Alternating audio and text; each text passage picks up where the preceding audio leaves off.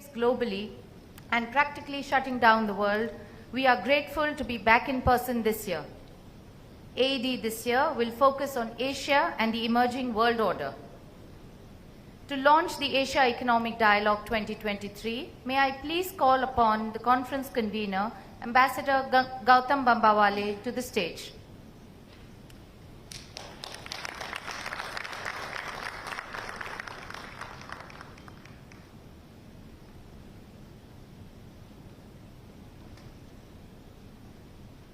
Welcome, sir.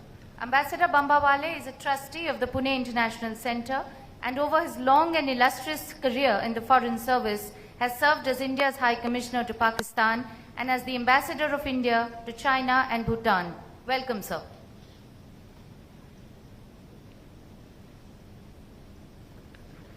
Thank you, Shilpa. I hope you can hear me loud and clear at the back. Dr. S. Jaishankar, Honorable External Affairs Minister of India. Linpo Namgyet Sering, Honorable Finance Minister of Bhutan. Mr. Ibrahim Amir, Honorable Finance Minister of the Maldives. Respected Mr. N.R. Narayan Murthy, Dr. R.A. Mashelkar, President of the Pune International Center. Dr. Vijay Kelkar, Vice President of the Pune International Center, distinguished speakers and honored guests. As convener of this International Geoeconomics Conference, the Asia Economic Dialogue, I extend a very warm welcome to you all. This conference, as all of you would have seen, is jointly organized by the Ministry of External Affairs of India and the Pune International Center. I recall that in its first 3 years, this conference was organized in Mumbai, but in 2020, the Pune International Center accepted the responsibility of doing this conference here in the city of Pune. In February 2020, we held our very first conference in physical format at this very location in our city. Soon thereafter, the COVID or Corona crisis, a public health crisis, descended on all of us across the globe. Therefore, in 2021 and in 2022, we hosted this conference online in virtual format. Now, after a gap of 3 years, we are again hosting the Asia Economic Dialogue in physical format. To be fair, we should call it partly physical and partly virtual because some speakers are attending virtually and a large part of the audience is also virtual. Let me also clarify that because we call this conference the Asia Economic Dialogue, it does not imply that we are only about Asia. Not at all. Our conference themes are of global import and significance. We have speakers from around the world, not just from Asia, but also from the United States, Brazil, Mexico, and other places. We are particularly delighted that our partner organization, SEBRI, or the Brazilian Center for International Relations, is also represented at this year's conference. Ladies and gentlemen, as all of you know, 2023 is a special year for India as we chair or preside over the G20. Hence, this year's Asia Economic Dialogue is our own small contribution on this very special occasion. We shall continue to work hard with our partners to grow this conference in the coming years. Let me end by extending once again a warm welcome to all of you. Thank you very much. I hand over back to the Master of Ceremonies. Thank you.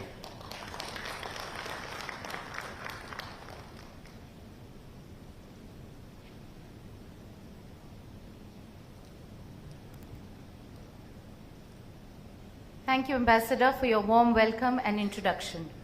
I now request the President of the Pune International Centre, Dr. Raghunath Mashelkar, to offer his introductory remarks at AD 2023.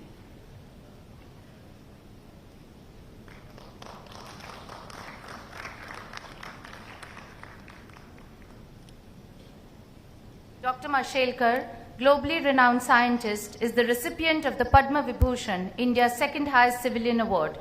He has served as Director of the National Chemical Laboratory, NCL in Pune, as well as the Director General of CSIR in Delhi, besides holding numerous other high-ranking positions in India and overseas. Dr. Mashelkar, over to you, sir.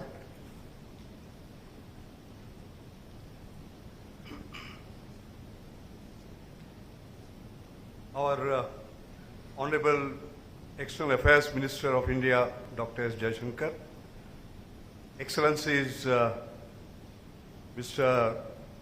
Lunpo Namge Shering, the Honorable Finance Minister of Bhutan, Mr. Ibrahim Amir, Honorable Finance Minister of Maldives, our most beloved and respected friend, Mr. Narayan Murthy, our beloved President Dr. Vijay Kedkar, our most dynamic convener of this conference, Ambassador Gautam Bambawale, distinguished speakers, participants, ladies and gentlemen.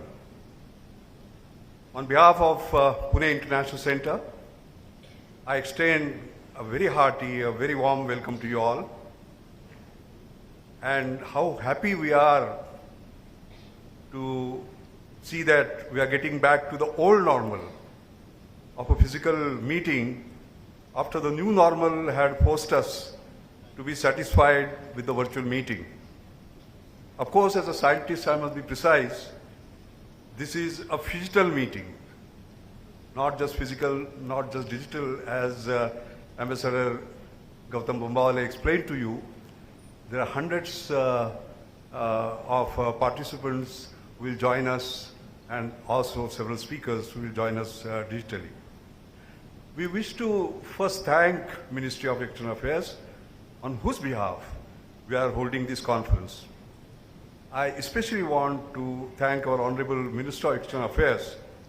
We have shown such great trust, such great affection for Pune International Centre. Sir, your virtual presence last year during the inaugural was very important, very significant for us. But even more significant is your physical presence in this conference, despite the overwhelming responsibilities on behalf of the nation, especially during these turbulent times that you carry day in and day out, and so admirably. Thank you so much. I extend a warm welcome to all the participants to this phygital, as I said, AAD 2023 on behalf of our beloved city of Pune.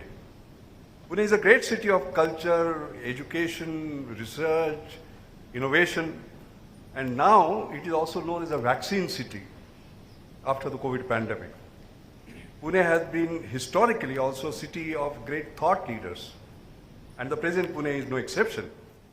We pride ourselves in the fact that Pune International Centre, during its decade-long journey now, has become a leading center of policy research, thoughts, and ideas.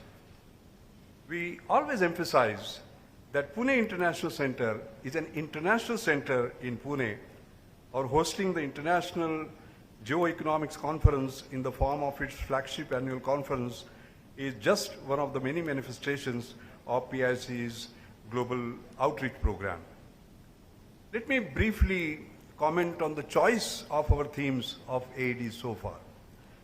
The theme of AAD 2020 was Asia and Emerging International Trading Systems.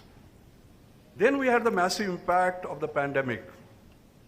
The themes for AAD 2021 and AAD 2022 chose themselves in the post-pandemic era, and they were most appropriately, first, post-COVID-19 global trade and finance dynamics in 2021, and resilient growth in the post-pandemic world in AAD 2022. They followed naturally after the pandemic.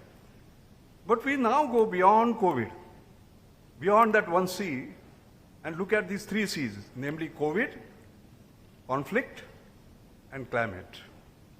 These three C's have provided shocks to the world order recently. The world is still adjusting to these shocks. Asia, including China and India, have been rising. However, international organizations have not yet been reformed to reflect these new realities. They need to be reformed soon in the light of the emerging new world order.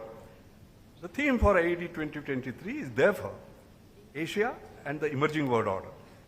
You will see that the topics chosen are intimately woven around this central theme. I must proudly make a special mention of India. India holds the presidency of the G20 this year, and therefore two important sessions deal with not only India's vision for the G20 presidency, but also with how the global south will shape the G20 agenda. We at PIC are proud of the fact that 44 speakers from 12 nations will be participating in the deliberations. Finally, looking at the extent of participation, quality of participants, and that of the deliberations, and finally, the impact of the AED event so far, some of our well-wishers have been saying that AED is clearly emerging as the Davos of Asia. On behalf of PIC, I want to assure our Ministry of External Affairs and also the nation that we at PIC will do everything to live up to not only that expectation, but even go beyond to create a Davos Plus in years to come. I'm sure AED 2023 will be an intellectually stimulating and exhilarating experience with deliberations which will set the mood, the tone, the direction for our accelerated, sustainable, and equitable global growth. Again, a very, very, very warm welcome to you all. Thank you very much.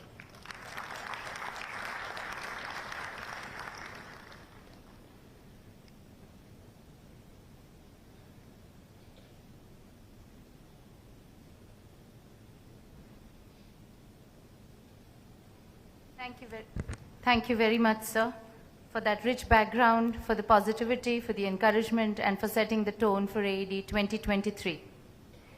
Our inaugural session will be moderated by Ambassador Gautam Bambawale.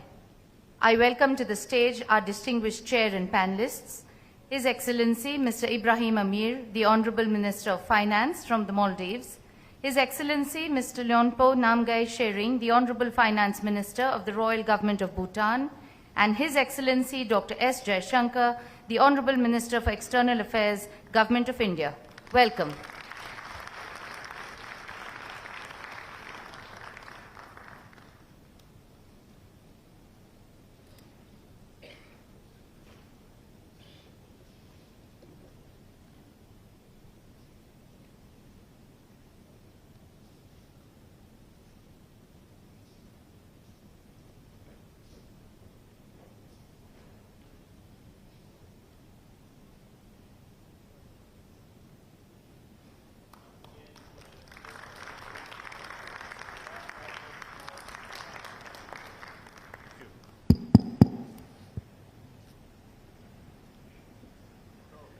Welcome once again. Ambassador Bambawale, the floor is yours. Thank you. So what we thought was that instead of having speeches as normally happens at other conferences, this inaugural session will be more in the form of a discussion with all three ministers from India, from Bhutan, as well as from the Maldives. And perhaps, if I may start with Dr. S. Jaishankar, Honorable External Affairs Minister of India. You know, the title of this particular conference is Asia in the Emerging World Order. So one of the underlying assumptions is that there is some change taking place in the world order. As Dr. Mashelkar said in his opening remarks, the three C's, and sir, you have mentioned this in your remarks earlier too in your speeches, that the three C's of COVID, conflict, and climate have impacted the world and have shocked the world, provided shocks to the world. But sir, what I'd like to ask you is that in this background, and as you sit in Delhi, what are the three most important things themes which go through your mind? What are the three most important things which animate your mind in your day-to-day work? Dr. Jaishankar, Right now. please. Right now. Yes. Well, if I were to pick three big issues in the forefront of my thoughts, one, I would actually reflect on our neighborhood. Neighborhood, partly because we are the neighborhood, the three of us. You know, we have an approach since 2014 called Neighborhood First. You know, it's the neighborhood itself has seen a sea change. I'm not sure it's something which people in our own country fully understand and appreciate. I think the neighborhood perhaps does more than we ourselves do. So to me, the neighborhood first would be one big, I would say, concern, focus, thought, call it what you will. The second would be the state of the world, you know. Would be the state of the world. I think the three C's is a very snappy summing up of the problems, which is COVID, conflict, and climate. You know, and climate is increasingly an operational problem, not just an existential one, because you know, we can see already that climate is creating disruptions to the routine economic, you know, routine operations of the global economy. But it's not obviously enough to say I got a 3C problem. You got to have a solution. And I think the solution is also a kind of a 3C solution, which is that somewhere there has to be a degree of creativity, a sense of caution about this world we are entering to. And finally, I think that the world is suffering today from credibility issues. So to me, there are 3 C's as a problem, there are probably 3 C's as some kind of solution. And the third is the G20 presidency. It's a very important responsibility at a very critical moment. I think there are a lot of expectations from India. We too must look at the world and see how we can use it to enhance global awareness, which is very important for India if it is to develop the mindset of a rising power. So those would be my slightly long-winded answers, which is really neighborhood first, state of the world, and G20. Thank you. Perhaps I could ask the same question to Honorable Linpo, the Finance Minister of Bhutan. Sir, as you sit in Thimphu and when you go to your office every day, what are the 3 major things or 3 major topics or 3 major issues which you know, animate your thinking, which have your attention on a day-to-day basis? Linpo, if I could request you to take that question, please. Thank you, Ambassador Bambawali. First of all, my greetings and very good evening to all the distinguished participants here. And my apologies for exposing my leg, because this is where the very concept of GNH is ingrained. So I think probably some of the distinguished delegates might not have seen the costume that we are used to wearing in Bhutan as a part of our national dress. Anyways, coming back to the topic, I think for Bhutan as a small developing nation, challenged with the topographical difficulties, and I mean to say we are landlocked, and especially because of the COVID, in the post-pandemic world, the three important aspects that actually lingers around my mind, that actually disturbs me, and sometimes I see that as an opportunity to grow from strength to strength, but sometimes I see that as a troublemaker for the small developing nation like Bhutan. And the first and the foremost is the geopolitical tensions around the world, and case in point, the ongoing Ukraine war, which has actually impacted and severely disrupted the supply chain. And this has actually resulted in Bhutan as a small economy, and most importantly, we being largely an import-driven economy, we are susceptible to, the injected form of an inflation, and which has caused macroeconomic imbalances. And this is a serious concern that we don't see an upfront intervention or response to that. But I think having a dear neighbor with a lot of economic resilience and a lot of innovations like India, I think we are very much positive that the growth in India will directly or indirectly translate or have a cascading effect into a smaller economy like us. Second aspect that I see is the climate change. I think climate change has become a kind of a universal the phenomenon, the challenge, whether the country is sea-locked or landlocked. And for instance, in Bhutan, we always say that, we always praise ourselves saying that we are not only carbon neutral, but we are carbon negative. That's the fact. We have a forest coverage of 72%. And our constitution mandates that forest coverage should be maintained at all times at 60%. But having said that, I think if the partners across the world doesn't play their equal roles and responsibilities, and doesn't keep up their woods, I think smaller nations cannot make much difference. The biggest challenge for Bhutan, because of the climate change effect, is the glacial lake outburst. We are highly susceptible and vulnerable to gulf. And third important aspect that actually bothers me day-on-day basis is the widening trade deficit. That's also a macroeconomic imbalance. So basically, we are, I think, India being our largest trading partner, with the presence of Honorable Minister, Honorable S. Jaishankar here, India has been doing a wonderful, facilitating in every sphere for Bhutan. But further, I think there are scopes where, country like Bhutan needs to actually discuss and dive deeper into understanding a lot of problems along the borders with regard to non-tariff barriers.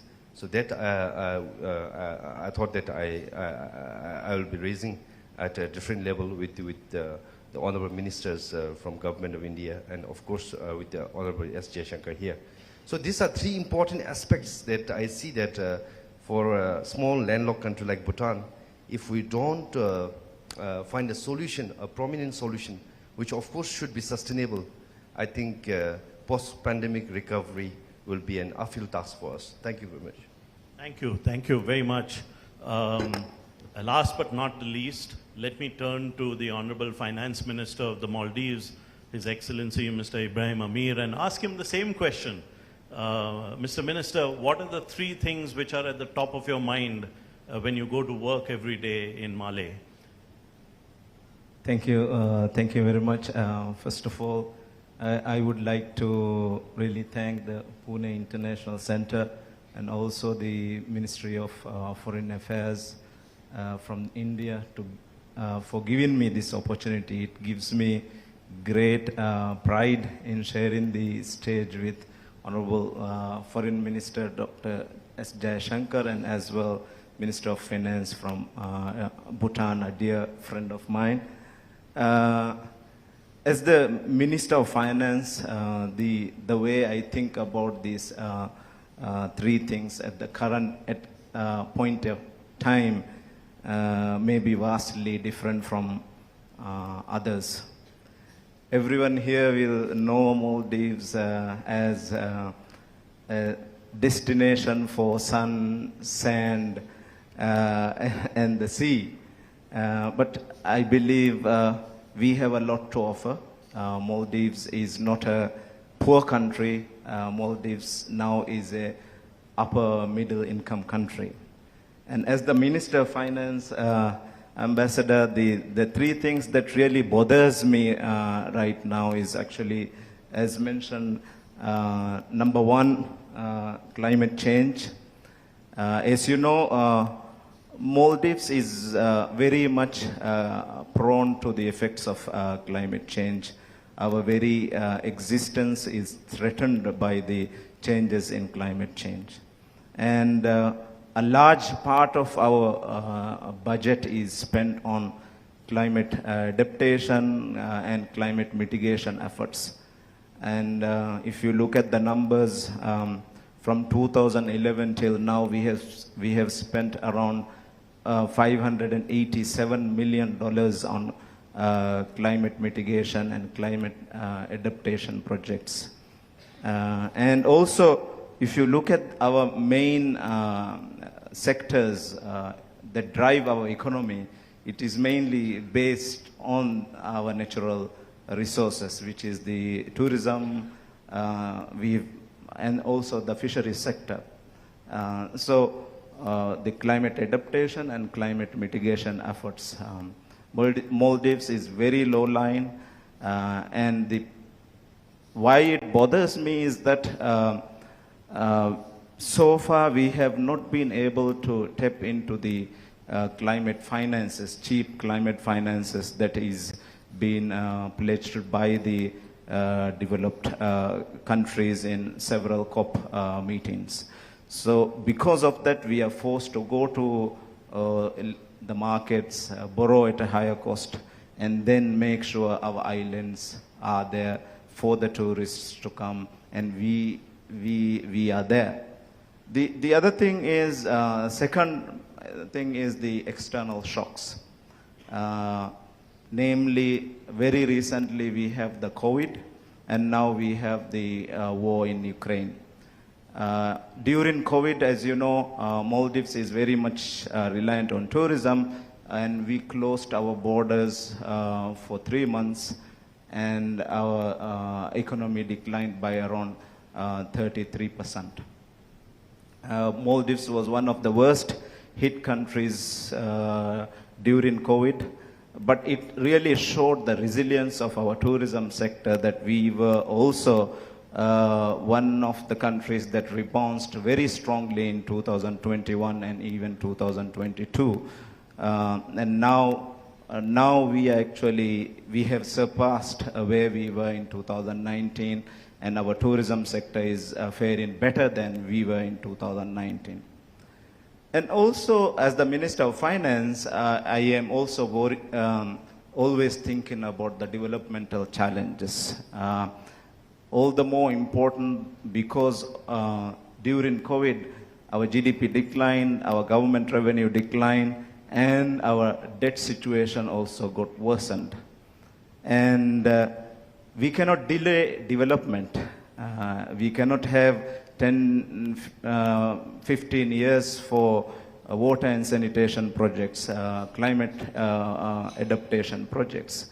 So how do we make sure that we have developmental projects, and then also be mindful of our fiscal sustainability and also our debt sustainability issues? So in short, number one, climate change. Number two, the external shocks, the COVID and also the Ukraine war. I would also like to highlight, because of the Ukraine-Russia war, the small island nations like the Maldives and I believe the Bhutan, also even most of the countries, because of the increase in oil prices, increase in food prices, it really affected our fiscal space. So that is also a very worrying aspect of this war. And thirdly, the developmental efforts. How do we make sure that there is continuation of our developmental projects? Thank you. Thank you. Minister Jaishankar, if I could ask you to elaborate on India's approach to its presidency of the G20. What are the major themes that we want to take up? I saw from some of the recent developments that we want to voice the opinions of the Global South. If you could talk a little bit to that issue. Also, in different cities of India, we have felt the impact of the G20 It is one of the objectives of this government to take the G20 to different parts of India. And we've had one meeting at least, if not more, here in Pune, and we saw how it did positively impact Pune at that time. So could I request you to talk a little more about India's ideas behind its presidency of the G20? Gautam, let me do one thing. Let me take it in three parts. How are we going about the G20 presidency? Number two, what you said about the voice of the Global South. And three, what are our expectations of what's going to come out of the G20? I would say on the first one, the G20 today, it began out in 2008 as a very immediate response to the global financial crisis. I think many of you are very intimately familiar with it. And over a period of time with each G20 presidency, more and more layers and facets were added to it. So, environment got in, health got in, foreign policy got in, business got in, youth. So today there are actually 15 tracks, 15 ministerial tracks. The heart of the G20 is still very much finance. It's still very much finance, it's still very much development. The mandate of the G20 is really growth and development. Now, how are we going to go about it? Because it has developed so many facets, there are roughly about 200 meetings which any president, any country which is holding the presidency, has to organize in the space of that year. So when we started thinking about it, Prime Minister had, this thought that it should not be a capital-centric exercise, nor should it be, a mice industry exercise. So you don't want people to get off the plane, go to the meeting, do the hotel dinner, get on a plane and go back. And you don't want them to do Delhi and, maybe Agra, Jaipur and say, okay, I've seen India, I've had 3 pictures and I'm done. The idea was, this is an opportunity for the world to get to know India better. So get people to travel to every province of India, to different cities of India, cities which are not, and towns which are not normally used to hosting international conventions and meetings. Obviously, there's a kind of a threshold. They should have the infrastructure to deal with it. And the advantage of doing this is, considering there are 200 meetings, and each one of them will have at the very least a few hundred delegates and officials who will come. Just look at the total number of people who will actually be visiting us from foreign countries in that year. And these are, in today's parlance, in their respective societies, they're all influencers of every kind. So you have actually, by spreading it across the country, this is a kind of a marketing of India to the influential people of those 20 countries and changing their thinking, exposing India to them, exposing India in every sense, the cultural diversity, the socio-economic changes which are taking place, the energy and the sort of enthusiasm today among people, the cuisine, the arts, the music. So that's one side of it. The other side is also, every time a town or a city or a university or a institution, they host such a meeting. Now, I've come from earlier in the day to Symbiosis, and they are hosting the Youth 20 meeting. Now, for them, it's a big deal. They are, everybody is excited about it. Everybody is getting prepared about it. Some months ago, I went to Imphal.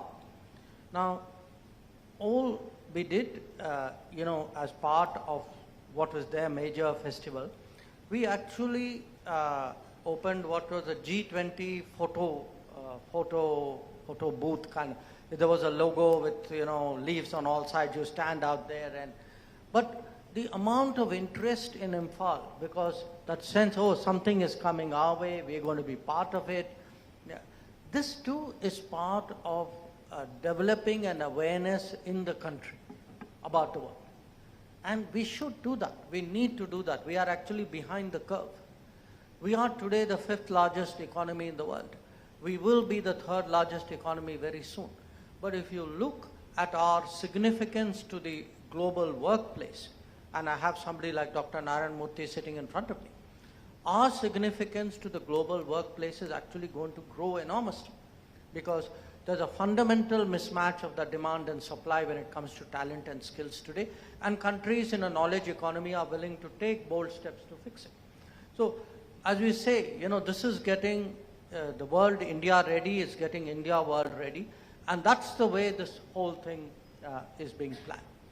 Now, voice of the global south. Why do we need voice of the global south? Because what we saw in the last year, and it's something which we had seen not with the same degree of disquiet, but especially last year it was very evident to us, which is one big problem was taking up all the oxygen. And the second order, third order consequences of that, those were not being adequately sort of appreciated. I mean, if you heard, I mean, our two finance ministers sitting here, what is their concern? They are talking today of the external shocks which is creating fiscal stress on them, because their oil prices are going up, their food prices are going up. They're worrying whether the fertilizer prices, in fact, will the fertilizer be accessible apart from being affordable. So we felt that it was important that the entirety of global problems be put at the center of G20, not just one particular issue, and however important that issue might be. And secondly, that if there is one country among the G20, which the global south trusts us, whatever you might say. I mean, there is that sense, and that sense, by the way, has been heightened by Vaccine Maitri. You know, that if you go to Africa today, to the Caribbean, to parts of Asia, and say, people say, yeah, you know, there's India, at least, okay, that guy will voice our worries. So, but we didn't want to do it with a sense of presumption that you know, we speak for everybody. We wanted a consultative process. So, in fact, very painstakingly last month, we did consultations. This was the Prime Minister himself, myself, Finance Minister, Trade Minister, Environment Minister. We spoke to 125 countries at our level. And today, and the basic conversation was, G20 is going to happen, so tell us what is your concern. You know, what is it? And then you kind of make a distillate of that and articulate it. And I think it's important today, not just in the G20, I think part of the problems even with the UN and the UN Security Council is that the voice of Global South is missing. If there is a logical, shall I say, candidate for that responsibility, it is us. We would be shirking our duty if we didn't do that. Now, what will happen out of the G20? Look, it's a bit early because we have to I think tomorrow the finance ministers meeting, physical meeting is taking place. The foreign ministers meeting is on the 1st and 2nd of March. We will have to go through a set of meetings to see what happens at G20 is a lot of things are on slow boil. Okay? Now, which one of them gets cooked in one particular year is difficult to predict. You know, it has to be decided amongst the G20. But there are a set of issues, and I would like to reassure both our colleagues that green finance is really right, absolutely on top of the issues. I mean, today if you ask me 3 big issues in the world, I would put really green finance. Because I'm not putting green growth, because I think without finance, people talk about growth, but they seem to think that ambitions should be divorced from resources.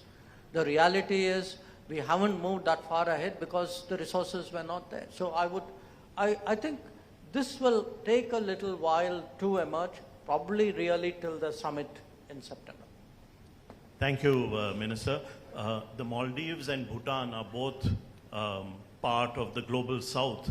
So let me start by asking the Honorable Finance Minister of the Maldives, Mr. Minister, what are your expectations at this point of time as the world is exiting the COVID pandemic, as we look for greater growth, as your fiscal space shrinks, as you rightly said?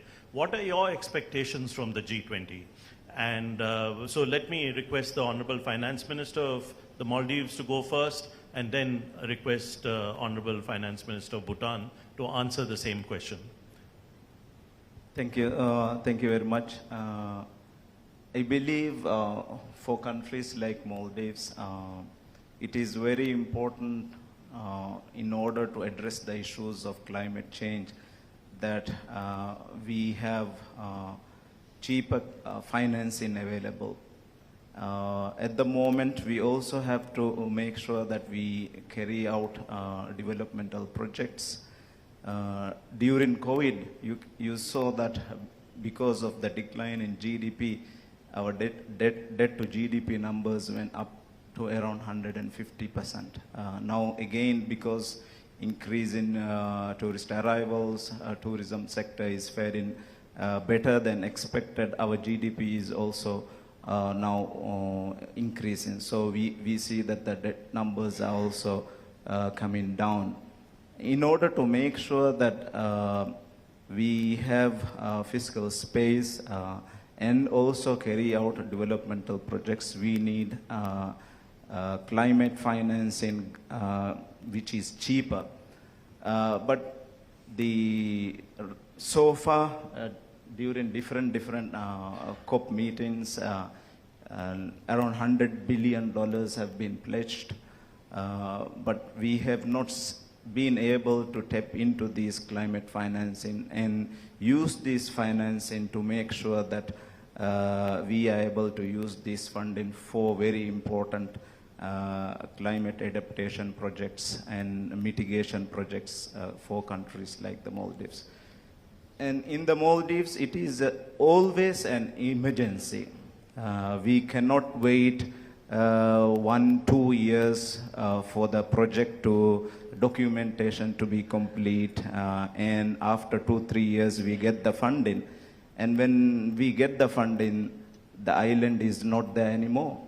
20-30% of our islands are eroded by if we don't do anything for, let's say, 2-3 years. So it is always an emergency situation, and we are forced to use our budgets, our own domestic resources to make sure that we have climate adaptation measures like building coastal protection, like building the harbors as well. So I believe at the top of the G20 agenda, the issue of climate financing, green financing is very important. And now I have had various discussions with other multilateral organizations like IMF, World Bank, and others as well. Green financing, climate financing, or any other financing, there is no differentiation. Even with climate financing, there are a lot of conditions. And I believe there shouldn't be any conditions with climate financing. The only thing should be that it should be earmarked for climate adaptation projects and climate mitigation projects. If you look at, let's say, for example, what is the rating of the country and what are the macroeconomic fundamentals, and then make available this climate financing, I believe it defeats the problem. Because we are planning to go to the market and issue green and blue bonds, but green, blue, or any other color you give, this financing does not differentiate with any conventional financing, because at the end of the day we get the same rates as any conventional financing. So I believe there should be some kind of an architecture where, or mechanism where mostly climate vulnerable nations and more importantly, small island developing states who are at the forefront of climate change should be able to get cheaper climate financing, because, and it should be yesterday and not today or tomorrow. Thank you. Thank you. And if I could turn to you, Linpo, and ask you the same question: how does Bhutan, what are Bhutan's expectations from the G20? Thank you very much, Ambassador Gautam. First of all, let me take this opportunity to congratulate India under the leadership of Shri Narendra Modi ji for assuming, for taking the presidency of the G20, and of course for Honorable Prime Minister for assuming the chair of the G20. I think before I jump onto the expectation, I would like to, with conviction, I would like to glaringly make a mention here that I personally, Bhutan personally doesn't have an inch of doubt with the capability of India to chair this world premier forum, bringing world leaders and the thinkers to deliberate on the world orders. And my special congratulations also goes to you, sir, for your leadership in that. When it comes to G20, I think the only expectation as a small developing nation would be, because I see that whatever agenda is tabled for G20, probably unlike the past G20, especially after the pandemic, the whole perception and the perspective to how you look at the problem has changed. Because pandemic has brought in a lot of new perceptions, new innovations, the way we think, the way we conduct our businesses. So for that matter, I think probably the core emphasis of the upcoming G20 summit in India in September will basically, I assume in that manner, the way Honorable External Affairs Minister was making a mention, that it will be more focused on the post-pandemic recovery, irrespective of the size of the country. Again, we don't have a doubt on India that by representing the Global South, I think it also represents our voice. So for that matter, I think the major concern for us as a small developing nation will be the debt distress in medium to long term. So for that matter, I think our expectation, and as well you can describe as our request, will be to look into relaxing the global financial conditions, because with the tightening global financial conditions, I think it is incurring a lot of, imposing a lot of challenge on us, which we don't actually on our own don't find a solution to that. And the second would be, I think, because we need to understand that other than the pandemic, where actually the problem has emerged, where the problem has erupted, because we never expected Ukraine war. So for that matter, I think G20 is a platform as well, beyond economic discussions, dialogues. I think it is also, I perceive that it is also a forum for the global leaders to discuss on the global peace, prosperity, and stability, through which everything comes into order. And the third point that I expect would be, as rightly mentioned by Honorable External Affairs Minister, on the green financing, which is a very, very pertinent topic for a country like Bhutan, because of our the efforts that we made in conserving the nature. So we see this as an opportunity, as a means to meet the fiscal deficit, and also to address the fiscal instability issues. Because when you talk about innovative financing, we only think about issuance of green bond. But this being a new concept, I think if this could be taken forward, and I think we see a lot of opportunities to leverage on that. And lastly, but not the least, the expectation. I think this goes as a wish list, a long list from my side, but nevertheless, I see that when we actually access the global financing, be it from the multilateral development banks or bilateral partners, I think the conditions where we access the financing, I think irrespective of the size of the economy, irrespective of the size of the country, the conditions are I would say that often is the same. So basically in G20 forum, because G20 members also largely represent in the World Bank, ADB and other MDBs. So we see that if there is an opportunity as to represent the voice of South, Global South, if there is an opportunity for a smaller nations to have better concessional conditions to access the global financing. So these are, like basically it goes like a shopping list, but I think if you really dive deeper into it and understand, probably these are the critical issues that can really give a prominent facelift for the smaller economies like us to recover in a sustainable manner in a post-pandemic world. Thank you very much. Thank you, Linpo. Honorable Minister Jaishankar, you mentioned neighborhood first. And my question to you would be that, previous governments also placed a lot of importance on our neighborhood, on our region, on our South Asian region. But is there something that your government is doing which is different from earlier? Have we moved into a higher gear where our neighborhood is concerned? I would request you to talk a little bit about our neighborhood and how we are helping not just countries like the Maldives and Bhutan who are present here today, but also other neighbors. Gautam, you and I have been in this business a long time, and a long time over multiple governments.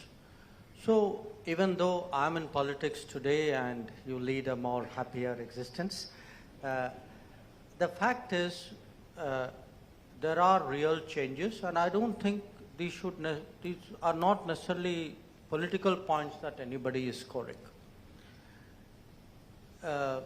No question that after 2014, there has been a really profound transformation in the way in which India has approached its neighbors. And as I said, a lot of it is because actually you can say it's the Indian leadership, the Indian system, whatever. We have gone back to the basics and asked ourselves the question, what kind of relationship do we want with our neighbors? So if you ask me what has changed, I would say, look, if you use the metrics of connectivity, of projects, of different kinds of developmental partnership expressions. So one part of it is what is it we are doing? Another part is how are we doing it? And the third is really the sweeping scale of what we are doing. And finally, that sense that today our fortunes are all tied together. I would honestly, very, very objectively say by each of these metrics, there's actually been a big change in a decade. And let me illustrate that. Okay. Let me, for example, point to Maldives. Today, if you have in Maldives a very major connectivity project, like the Greater Malay Connectivity Project, we've never done a project of that scale in our neighborhood. In fact, we've never done a project of that scale anywhere in the world. If you were to, again, I was there a few weeks ago laying the foundation stone of an airport lengthening project we're doing, because we do realize that by modernizing that airport, giving it greater capacity, a whole new set of islands now have access to international tourism in a way in which they didn't, and that very directly feeds into the GDP. So that one airport project actually has an enormous multiplier effect on their economy. Now, I'm giving you two big examples, but there are examples we had these in the south, in Addu. There are a whole set of, practical development projects of a community kind, which actually people appreciate. When they think of international cooperation, it's a nice word. But if that means that they've just got a water purification plant or a electricity connection or better roads or a sewage system, it means the world to them. Now, that's what's happening there. Now, to differing degrees, in every one of our neighboring countries, I mean, again, I'm just using, since you asked this question, a decade as a differential. We are today supplying electricity to our neighbors, except Bhutan, from whom we are buying electricity. And now, by the way, we have started to buy electricity from Nepal as well. Now, to my mind, giving them, selling them electricity is very important because they need it. Buying electricity from them is equally important because it's a regular revenue source for them. So, and now that's only possible if we, along with them, build the grid connectivity. A second example, many of our neighbors were actually paying much higher prices for their energy. Nepal was a very prime example because energy, petrol and diesel used to be trucked in. Now, when we built this pipeline from Motihari to Amlekhganj, it's brought down prices of fuel very, very significantly in Nepal. We built roads in the what are called the Terai roads, the Hulaki roads out there. I mean, they were there. We've sort of modernized them, broadened them. The moment you get much broader roads, I mean, there's a clear both a supply chain and a economic benefit that comes. Now, I can give you a Bangladeshi variant of it. You can see it in roads, you can see it in rails, you can see it in access to ports, in waterways.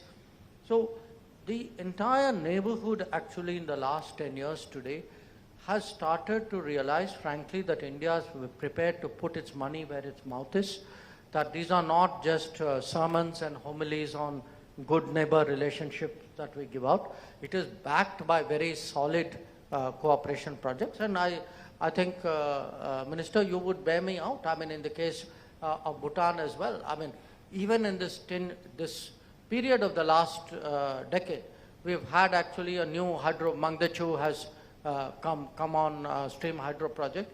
We are looking at some very big health commitments, at educational commitments. So at one level today, the neighborhood actually believes that India has a non-reciprocal, I would say a collective view, a regional view of the neighborhood, where the prosperity of India, the resources of India, are actually a lifting tide for the entire neighborhood. They also know, as you can see from the Sri Lankan experience, that if, God forbid, something really catastrophic happens, that India is there. That India is there in a macroeconomic sense, but India is also there, by the way, in case, you have a climate event or they had some oil spills and things like that. So go around look, we've all done this beat for many years. Today, when you do this beat, you hear very, very different feedback about India. And it's also reflected in, their own their, shall I say, enthusiasm for, even in business, today in getting closer. So, again, I do not make this so much as a political point, but I do say that greater, a vision of a region, a very clear direction from the top, that look, please approach the neighbors generously, non-reciprocally, credibly, do it on the ground, follow it up, look to see what is important for them. Try and do things which will impact, the lives of the people. All this, I think, has really paid off. Thank you. I must ask you a follow-up question, Minister Jaishankar, and my audience, I know, wants me to ask you this question, that in our whole neighborhood first policy, there's one country to which you sent me as Ambassador or High Commissioner to our west, called Pakistan, with which we have nothing to do, which we are doing nothing about.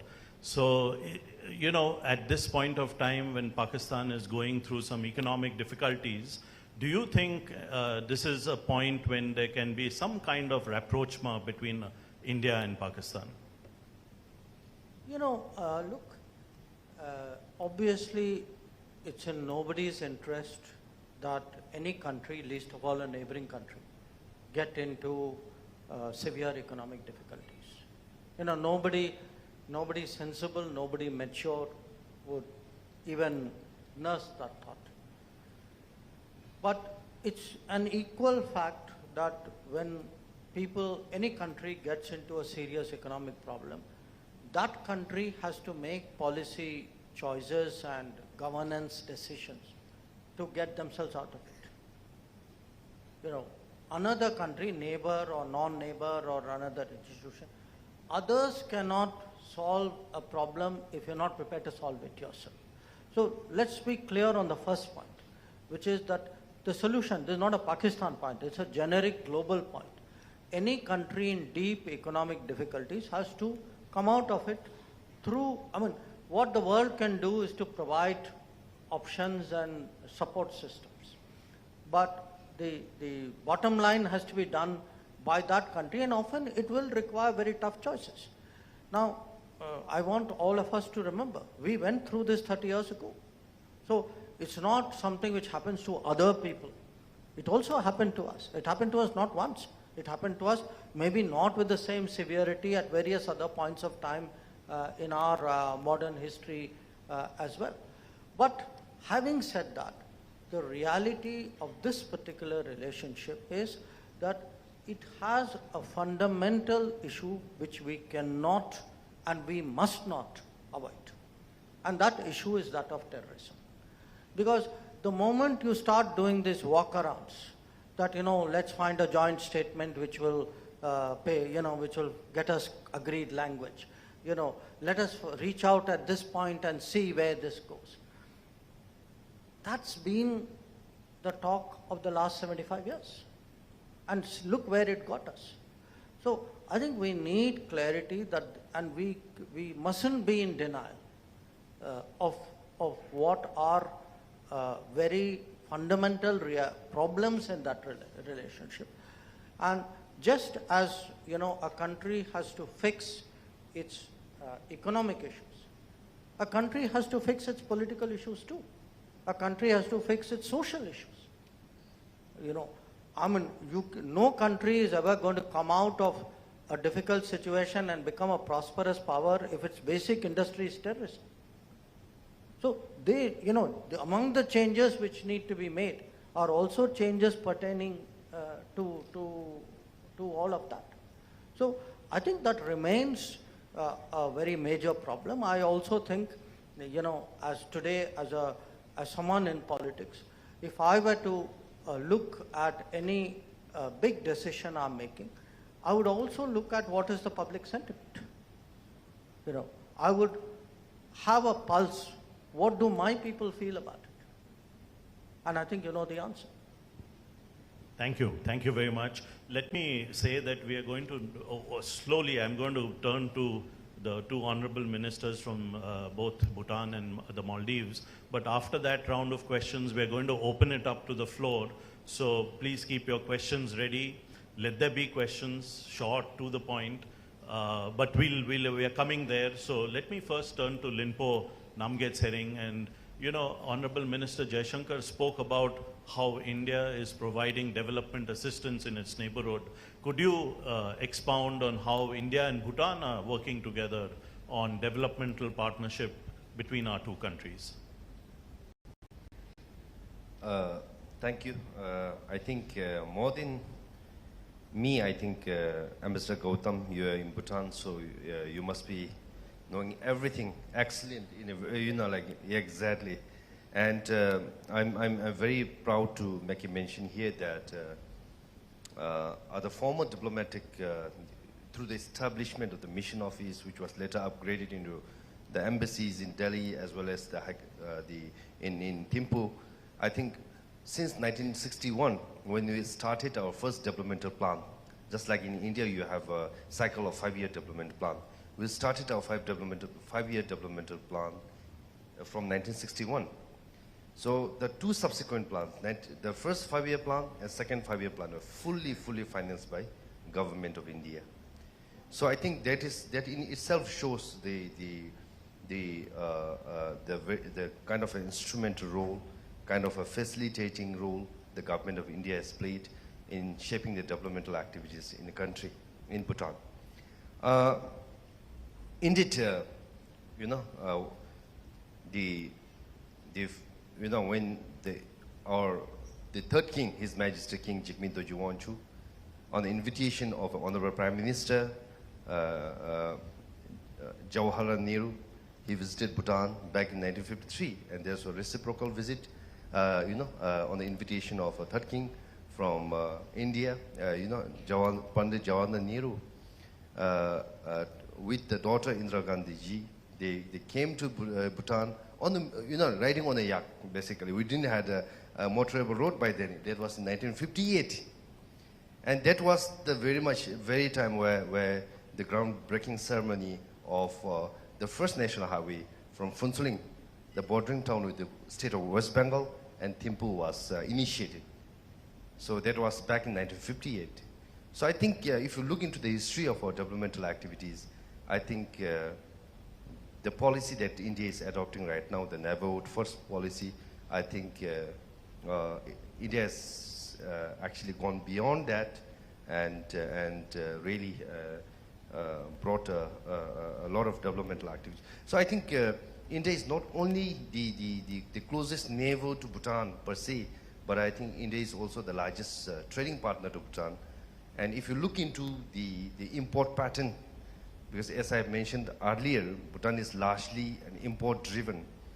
So we, if you look into, I think we are seeing increasing trade deficit all, for past many years, I would say decades.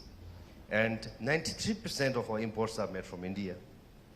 And if you look into Bhutan's export, which is substantially low as compared to the import that we're making, I would say 98% of our exports are going to India.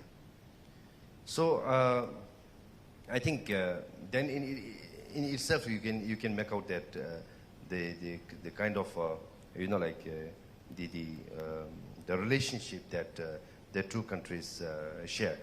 And one interesting fact I would like to make a mention here, that since Bhutanese neutral currency is pegged to the Indian rupee, if you look into the trend of the economic performance, the GDP pattern, you see like for past 2 decades, Bhutan actually follows the pattern of Indian economy. So we are a bit optimistic because now the World Economic Outlook report published in January 2023 indicates that advanced economies, the growth is downgraded. Emerging markets, emerging economies like India, I think because of the kind of resilience that Indian economy has, I think your GDP is not downgraded by significant figure. It's just downgraded as per the forecast of IMF. It's just downgraded from 6.8 to 6.1%, which is significant, I would say. I think your Indian economy is only going to grow. So for that matter, I think it doesn't mean that we're being complacent here, but looking at the historical trend of Bhutanese economic growth, which follows the Indian trajectory, I see that there definitely is going to be a spillover benefit and effect into our Bhutanese economy. So for that matter, I would again say that, I think beyond neighborhood first policy, I think our relationship, be it in terms of trade, be in terms of culture, be in terms of anything you talk about, I think it is only going to grow from strength to strength. And of course, I would like to again take this opportunity to thank the people of India, the government of India, for because we are the first recipient of the vaccine, the Covishield, 250 doses back in 2020 through that never response policy, and indeed India has chartered your own flight to reach the vaccines and hand over to the people of Bhutan. That was a very momentous opportunity, and I would like to thank for that. Thank you very much. And if I could turn to you, Honorable Finance Minister of Maldives, Mr. Ibrahim Amir, on the same question about India and the Maldives developmental partnership. How is it progressing? Thank you. Thank you. If somebody asked me what they can do to help the Maldives address the fiscal issues now and the debt sustainability issues that we face now, I always say, come to the Maldives, go to a resort and enjoy our hospitality. Because you are spending dollars there, that addresses our, our fiscal sustainability issues. And, Minister, you should invite the AD to hold its next session there. Yes, we should do that. Now what we see is that actually Indian travelers share the number one market for the tourists who are coming to the Maldives. And we see a number of Bollywood stars also going to the Maldives, and it is acting as a good publicity for our tourism sector. So that is very important.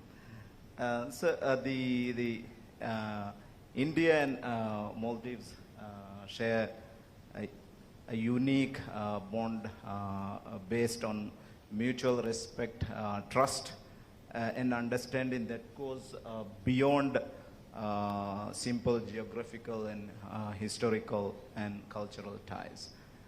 As the Honorable Minister, Dr. Jaishankar mentioned, there is a fundamental difference between the developmental projects that we are carrying with the Indian assistance. I believe that is that the developmental projects that we are carrying with Indian assistance is mainly geared towards future growth, which is very important. What are the developmental projects that are carried out right now? Number one, as mentioned by the Minister, we are having a Greater Malay connectivity project, which will actually transform Maldivian economy. And it is also, we are also relocating our commercial port, which is in Malé, to a nearby island, which will connect this connectivity bridge, which will mean actually that will drive our economic growth in the years to come. And then we are also developing 2 international airports in the north, one in the north, one in the south. In the north, which is the Hanimado International Airport, which will have a capacity of around 1.8 to 2.1 million tourists a year. And when we do that, it will also mean that more investors go to the north, where actually we have much more beautiful islands than which is actually in the center, where we have most of the resorts now. And also in the south, South Gain International Airport, again being developed with the assistance of line of credit facility from Exim, will have a capacity of around 1.8 million.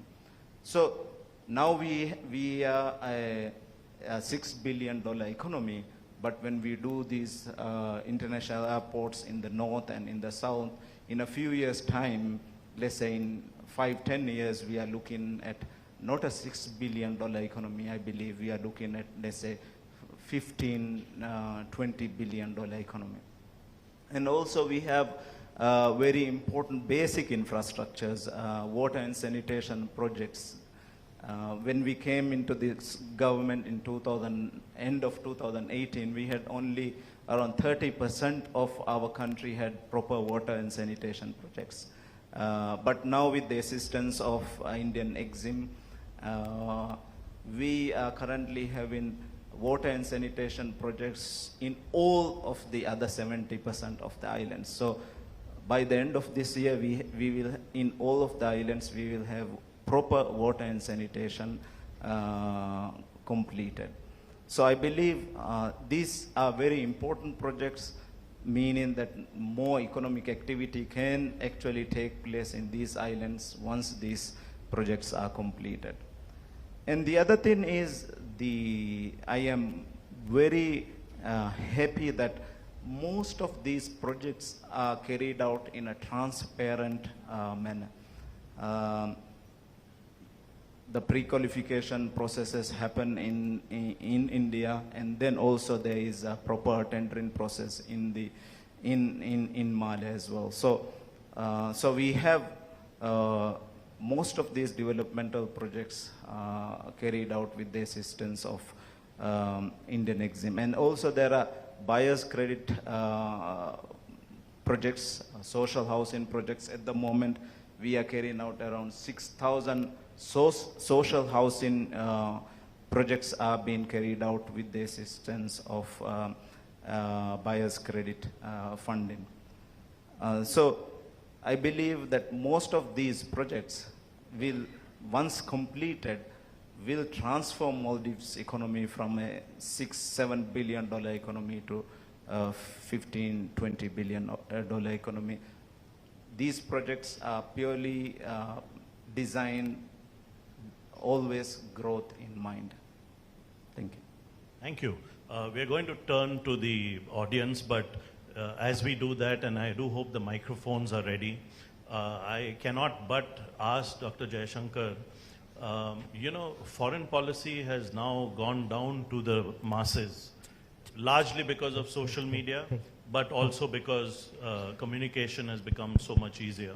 And you have become a kind of star in the eyes of the general public, not just here in Pune, but all over the world. So my question to you, sir, and is this, can we call this the Jaishankar doctrine of Indian foreign policy? Not really. I think there's somebody who had already laid claim, and he happens to be my boss. And rightly so. Because, if there was every doctrine policy shift requires one inflection point that you need to capture in public mind. To me, it was the swearing-in ceremony in 2014. The fact that the fact that it even occurred to an incoming Prime Minister of India, saying, look, there's a change of guard, a big change, a very fundamental change happening in India, but let me now share it with my neighborhood. That, to me, actually showed neighborhood first. At that time, of course, I was not even in the ministry, I was in Washington. But to me, that was the inflection point, and then it's developed bit by bit. So you're saying we can call it the Modi doctrine of Indian foreign policy. Let's go turn to the audience, and I see a number of hands up. I think what I'd request you to is identify yourself, tell us whom the question is aimed at or directed at, and try to be as brief as possible. I thought I saw Mr. Sudhir Mehta put his hand up. Could we have the mic here, please? And we will come to the others. We'll do a round of 3 questions and then take answers to them and then see if we have time for more. So thank you, Gautam. And first of all, thank you to all the speakers. I think as a Punekar, all of you spoke about the importance of an airport, which was fantastic to hear. But I'll ask my question. I got that message. Thank you, sir. I'll ask my question on what's a very important area, which is currency. I think one of the things that, at least as citizens, we noticed earlier this week, and I think this was a extremely important event, was the India-Singapore deal for the UPI, where now any Indian citizen or any Singapore citizen can send around 60,000 rupees a day between the two countries. Given that 20% of the world trade will come from India in the coming decades, does this really go towards a systematic shift towards our foreign exchange and currency policy? Because to a great extent, while we are beginning to be a more important part of world trade, we are really dependent on the dollar. Is this a first step where we are going to see that we can have all of these kinds of connections. And if that's the case, then I would say that's a very big positive, because with the diaspora all around the world, and then hopefully this transcends into something which is more economic. Would like to get your views on this, Dr. Jaishankar. Let's take a next question, and I see a hand up here. Ambassador Karamuru from Brazil, do you have a question, sir? Here, please, in front, right in front. आगे है यहाँ पे. My name is Mark. Can you hear me? Did I activate it?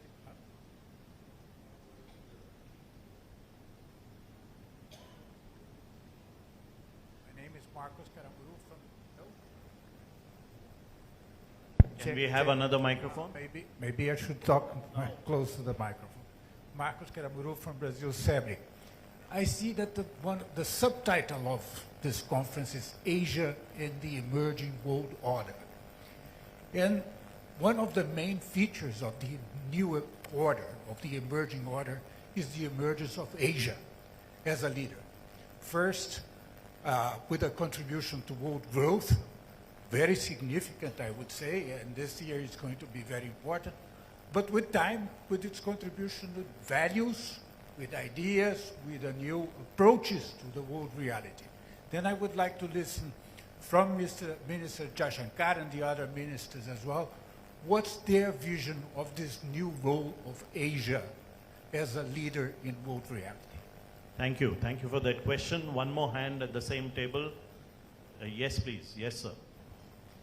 Amit Paranspe, Pune International Center. I have a quick short question. You talked about our western neighbor. Can you talk a little about our northern neighbor and how our economic relationship may evolve in the coming years?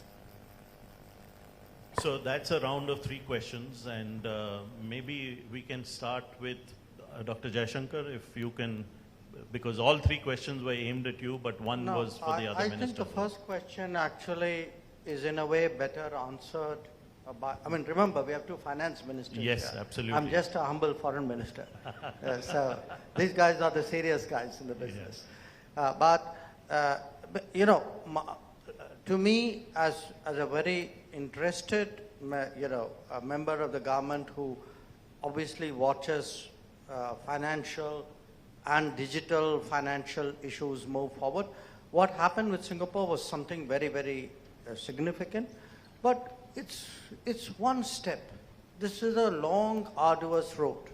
You know, I know people. It's in our nature to define, in this respect, very ambitious objectives. That one day the dollar's there, and when will the rupee internationalize to our point? But look at countries who are much bigger than us. Who economically, who have actually been challenged. They made a lot of progress. I mean, in a way, it relates to the last question. They made a lot of progress, but it's much easier said than done. And to me, I mean, I have 2 finance ministers here, but what has the last year shown us? The last year has shown us that whenever the world is in trouble, the world heads towards the dollar. I mean, that's also a reality that, but maybe the first question, you gentlemen need to come in, and then I could look at the other 2. So let me turn to the Honorable Finance Minister of the Maldives, Mr. Ibrahim Amir. If you could go first on that question about, about development. How do you see the idea of a UPI arrangement with Singapore? How would it apply to you? And also Ambassador Karamuru's question about what is Asia bringing to the table as, world economic growth continues higher and upward. Thank you very much. So Maldives is very much reliant on our imports. We actually import maybe more than 99% of all our goods are imported from abroad, and a large percentage of that imports also do come from India as well. We have been in talks with Reserve Bank of India as well with regard to rupee card, rupees settlement, so that it is all the more important because right now we also face the issue of depleting US dollar reserves as well because of the increase in oil prices. So that discussion is progressing with Reserve Bank of India and our central bank as well. We are also very much involved in that. And currently also the National Bank of Maldives also are involved in this. And not only the rupee settlement, but also we are in talks with other countries where we import heavily with regard to how we can actually have our local currency and their currency settlement. So that is already in progress. Hopefully we can achieve that as soon as possible. And the other thing is with regard to how Asia can help in this emerging world order. And I believe even now we are doing that because if you look at the recent IMF reports as well, it says that the world economic growth is actually led by countries like India, like China, and other countries in Asia, Malaysia, Indonesia, and other countries. So I believe we are already doing that. And while we are doing that, as I mentioned, it is very important that we also address the issues of climate financing so that our countries like Maldives can actually benefit from that. Thank you. Linpo, could I turn to you to answer those same questions, please? Thank you. I think more than an answer, I think probably mine would be kind of the suggestion. I would say my own the submissions on this two pertinent questions raised by two gentlemen.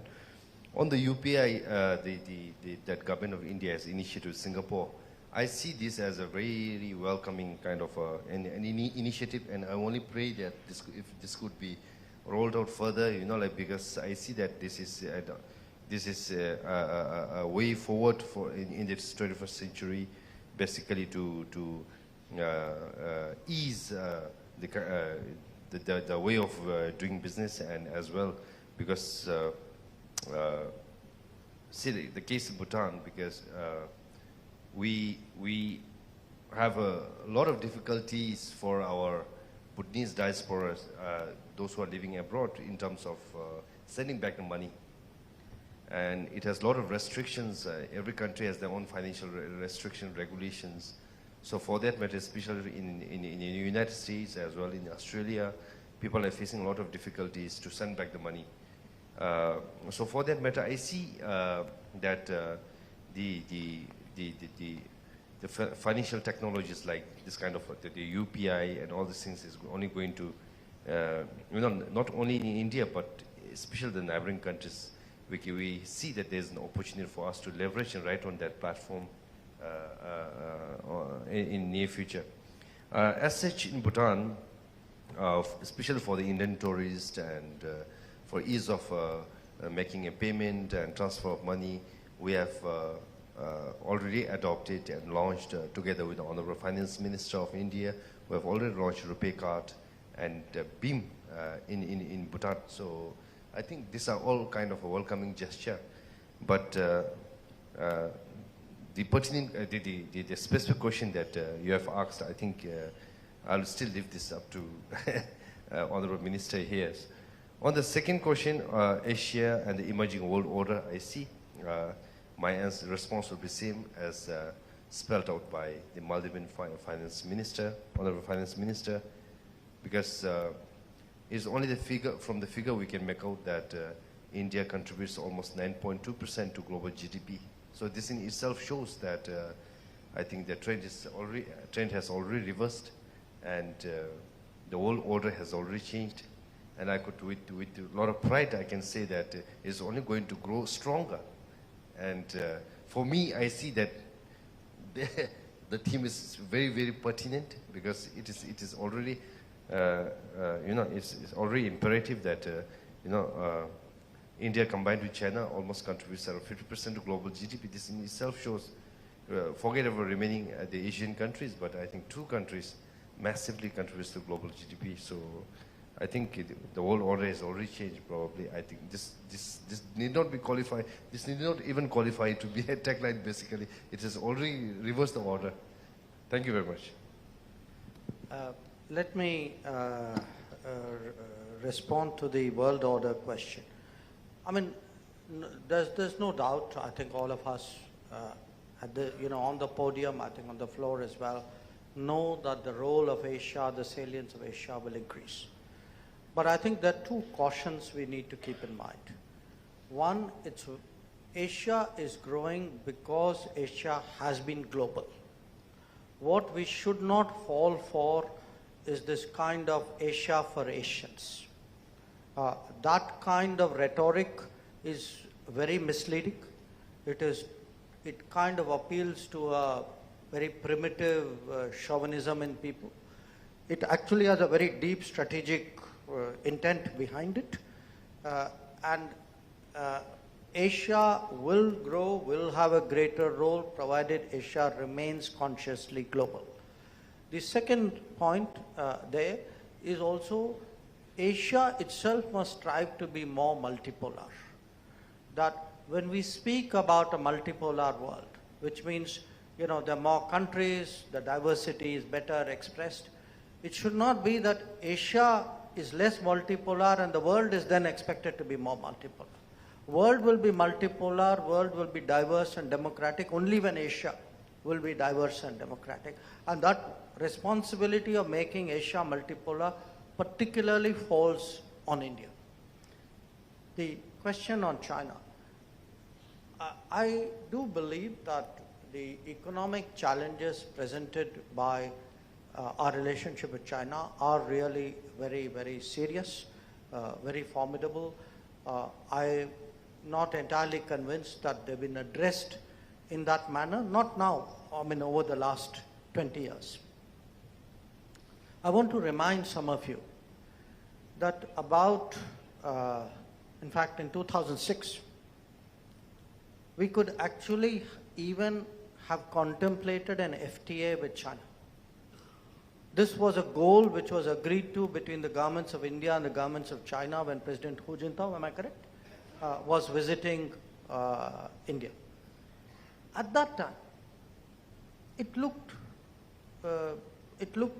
something which was reasonable because it was an optimistic era of the relationship.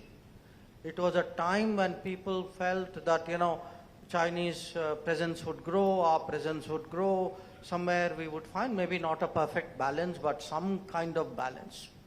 It was predicated on the fact that there would be reasonable market access to the Chinese economy. And in fact, I remember meeting Mr. Narayan Murthy in Shanghai when he too came with that expectation in mind. The reality has turned out to be something very, very different. And in fact, what happened was not just unequal market access, there was very little northward market access. We actually saw migration of business, not migration of company, migration of business, meaning the businesses which used to be done in India actually migrated to China, obviously under Chinese ownership. And the result of what we see today, the very, very severe imbalance, is an accumulation of all of that. Now, it's very, this, by the way, becomes a very, sometimes I'm trying to find a polite adjective here, let us say a dumbed down political debate. It doesn't. It's a very serious matter. And the responsibility here is not just of the government. It's an equal responsibility of businesses. If we have today a huge imbalance of trade with China.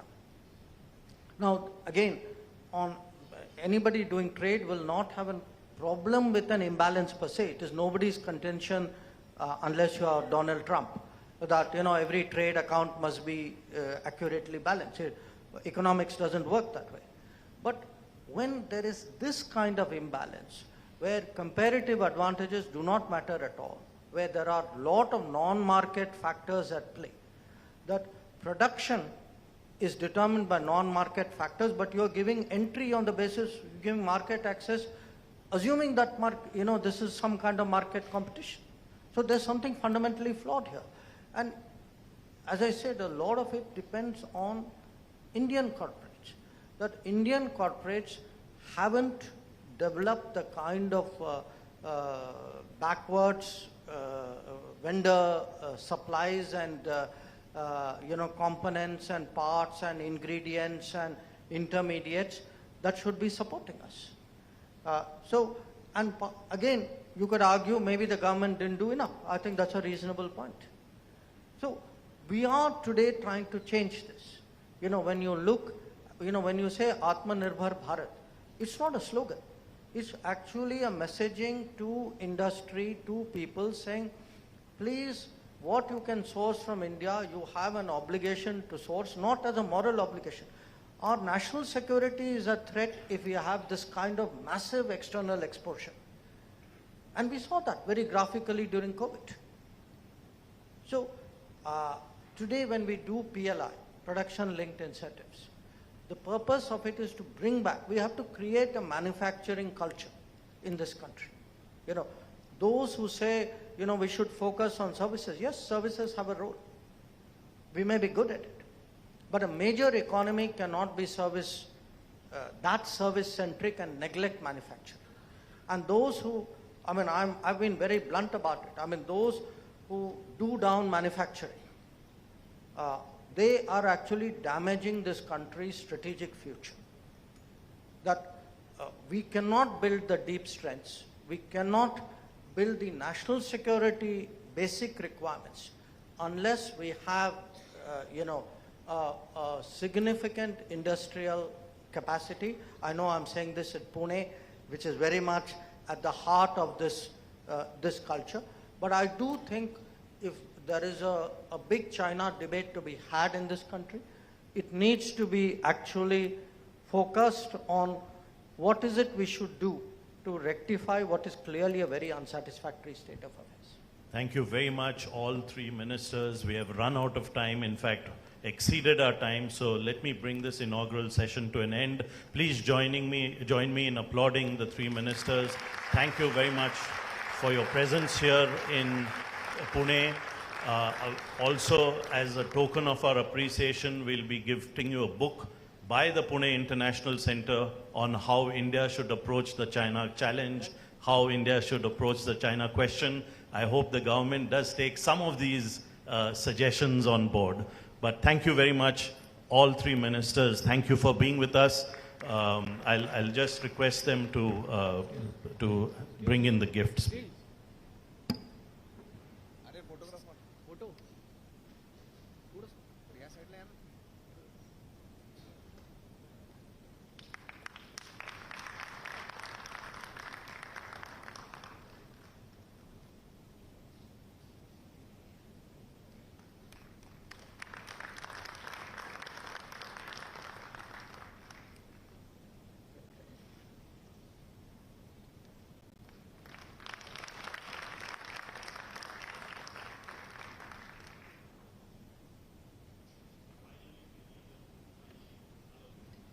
Hello.